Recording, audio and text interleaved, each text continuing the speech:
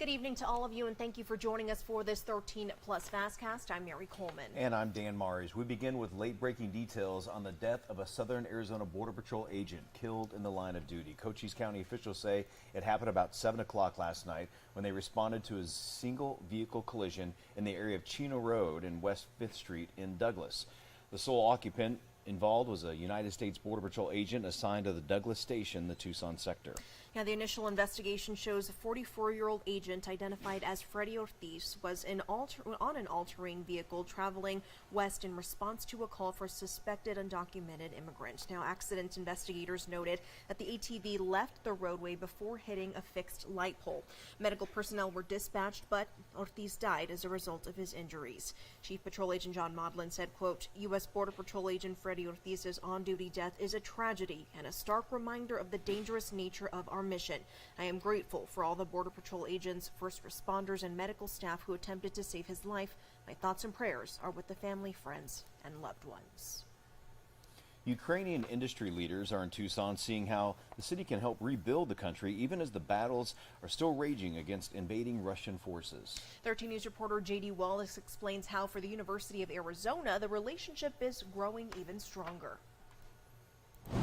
Ukrainians focused not just on winning the war, but rebuilding their country, are in Tucson seeking assistance in a variety of fields. Arizona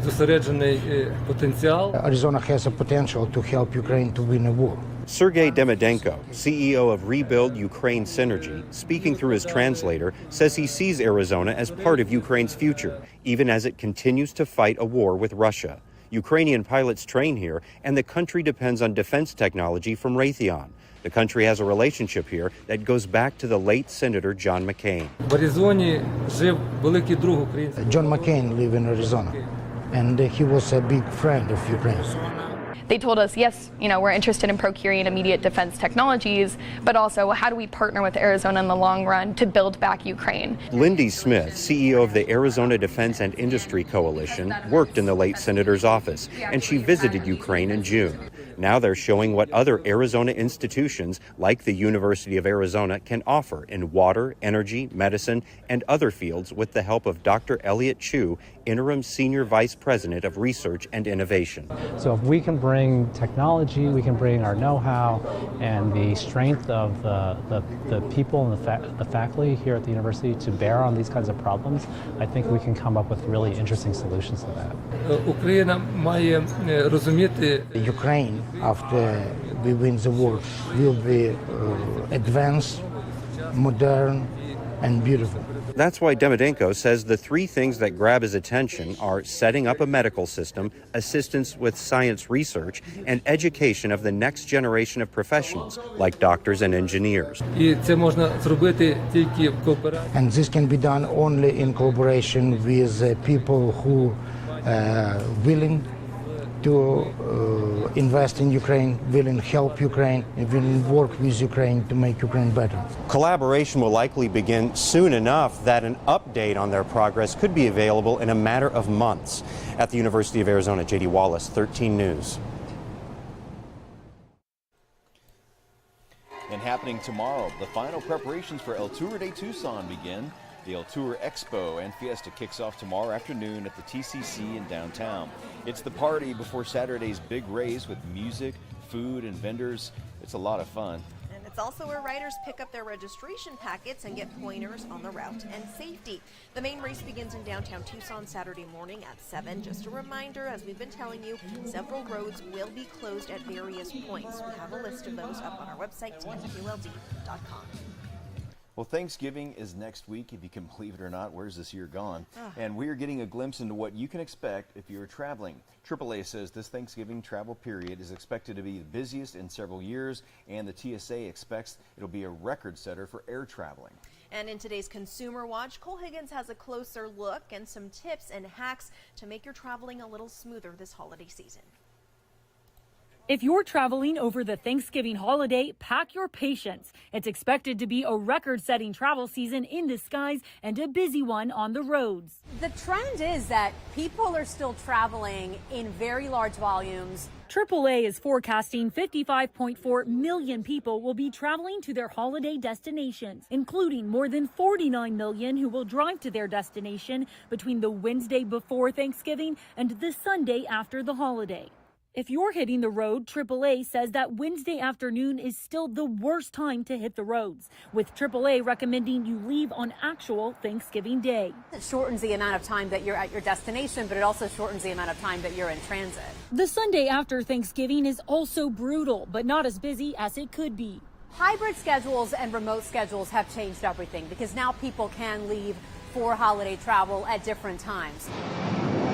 If you're taking to the skies, brace yourself for packed airports and possible delays and cancellations. The Transportation Security Administration is bracing for an all-time record number of passengers at airports nationwide on this Sunday after Thanksgiving. So what can you do to minimize the chaos at the airport? One travel expert says avoid checking a bag in case your flight gets canceled and you're moved to a different one. Take public transit to the airport or book your parking spot online now. And finally, give yourself plenty of time, be flexible and very patient. There's always going to be some amount of cancellations that happen as long as we have bad weather. For Consumer Watch, I'm Cole Higgins.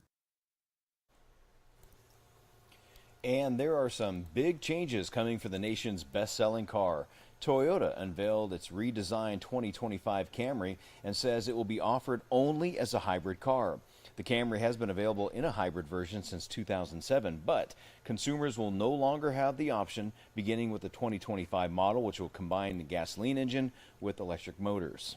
There will be no need to plug it in, as its 4-cylinder engine will also charge its batteries. And that wasn't the only announcement Toyota made. The automaker also unveiled the Crown Signia, which is another new hybrid-only SUV. Toyota previously announced plans to offer hybrid versions of every vehicle in its lineup. Right now, there are just 3 models without a hybrid option. Well, the FDA is warning consumers about another cantaloupe recall due to the risk of salmonella. Vineyard Fruit and Vegetable Company, based in Oklahoma City, is doing a voluntary recall of all of its fresh-cut cantaloupe products. This follows recalls of other cantaloupe products distributed by Eagle Produce of Scottsdale, Arizona, and Sophia Produce out of Nogales. Now, the Canadian Food Inspection Agency was the first to recognize the potential salmonella risk in the Vineyard products. There have been no illnesses due to the cantaloupes reported to date, but salmonella can cause serious and sometimes fatal infections in young children, frail or elderly people, as well as those with weakened immune systems. So be on the lookout if this is something that you bought. In a major blow to several social media companies, a federal judge denied the high-tech company's motion to toss out a lawsuit filed by hundreds of consumer plaintiffs. The suit alleges Google, Meta, Snap, and TikTok addicted teen users and may have associated with other mental health issues. Now, the judge ruled the tech companies must face at least some of the allegations. Meta and TikTok didn't immediately respond to a request for comment, and Snap declined to comment on this. Well, a retired U.S. Army sergeant feels lucky that he's been the one chosen to save a choking woman's life. It's a reminder to him of a good friend he lost years ago to choking as well. Eric Horning has that story from Chicago tonight. A truck-mounted camera captured the moment of desperation that turned into action. Instinct took over. I try to live my life both from my heart and my gut, and that's what was in control. Jeff Hannes, who pours concrete for the company Ozinga, was at a job site last Saturday off I-55 in Bolingbrook when this unknown woman, whose face we've blurred, drove up to his parked truck. She raises her hands towards her throat, and that's the international sign for choking. So I asked, "Are you choking?" And she clearly said yes. So Hannes performed the Heimlich maneuver, thrusting once on her abdomen and then twice, dislodging what was choking her. That woman, still in shock, returning to her vehicle, where Hannes says 2 toddlers were in the back. Then it hit me that if this would have went wrong, it could have went really, really wrong. What if she passed out and the vehicle flipped?